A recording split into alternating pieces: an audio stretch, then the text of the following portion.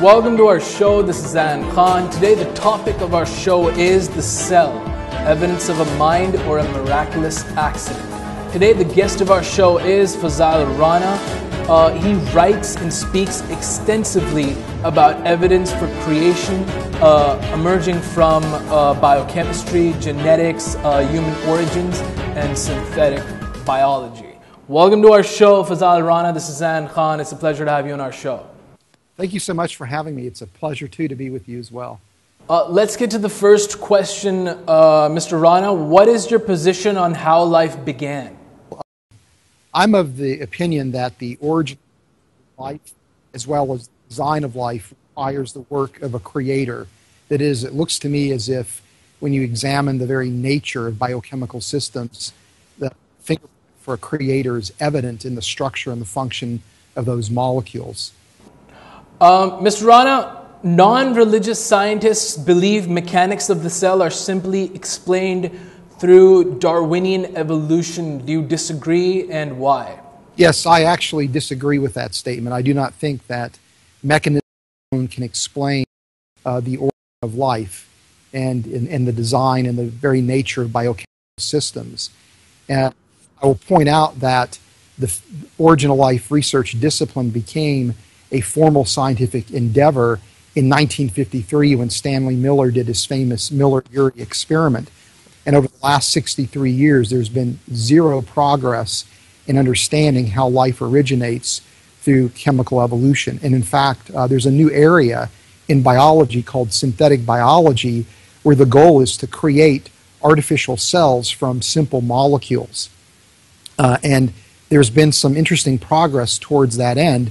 But one thing that comes out of that work is that it's very clear intelligent agency is a central component to generating living systems from simple molecules. The work in synthetic biology reveals incredible strategies and elaborate protocols that are executed by some of the most brightest minds in the world. And there's no way to account for the origin of life in light of the work in synthetic biology apart from the work of a mind. Mr. Rana, what has been the most compelling evidence of design for you? One of the things that I find absolutely fascinating as a biochemist is that the defining features of the cell's chemical systems, their hallmark characteristics, if you will, look identical to human designs. Let me just give a very quick example. Recently, biochemists have come to appreciate that the cell's machinery that manipulates DNA, and DNA harbors digital information, literally functions as a computer system. And in fact, the similarity is so astounding that it's launched a whole new area of nanotechnology called DNA computing, where scientists are building computers out of DNA and the cell's machinery that manipulates the DNA, and they're harbored, interestingly enough, in little tiny test tubes that are about this big, yet these DNA computers are more powerful than the most powerful supercomputer system. And so from our common experience, we know computers come from the work of intelligent agents. They come from the work of a mind. And if we see at the very essence of the cell's operations, in effect, an extremely sophisticated computer system, that to me suggests that there is a mind involved in bringing life into existence. Do you believe that Darwinian evolution is driven more by evidence or philosophy? I think that the evolutionary paradigm is primarily philosophical in nature, not evidence-based. And what I mean by that is that if you're an honest person looking at the evidence with an open mind, and you recognize that 63 years has led to failure in terms of trying to explain the origin of life through evolutionary means, when you see the advances in synthetic biology, when you look at the nature of the design that you see inside the cell, I think the only reasonable thing you could conclude is that there must be a mind, an intelligence behind life. And yet, in spite of all this evidence, evolutionary biologists insist that evolutionary mechanisms are the way to account for the origin of life, though they have no evidence for this. And it's because the philosophical framework of science is, in essence, an atheistic framework, where whether you believe in God or not is immaterial. Pragmatically, in terms of the operation of science, you must function as if God does not exist.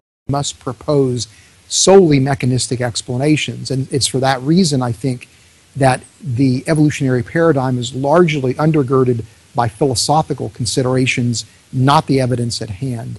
Mr. Rana, you've been using this word mind. What do you mean when you use the word mind? Yes, that's exactly what I'm saying. Clearly, we see evidence for intelligent agency, in my view, when we look at the nature of the cell. But I think that intelligent agency points to a transcendent personal creator that brought life into existence and has orchestrated the history of life for his purposes. So I see the evidence from science being fully compatible with somebody who would embrace a theistic perspective, the idea that there's a personal God that's responsible for everything that we see. Mr. Rana, some scientists would disagree with what you just said, and you're aware of that. What would be their complaint? Well, it's interesting that secular scientists would agree that we currently have no good explanation for how life originates. They would agree that intelligent agency plays a critical role in the success of synthetic biology.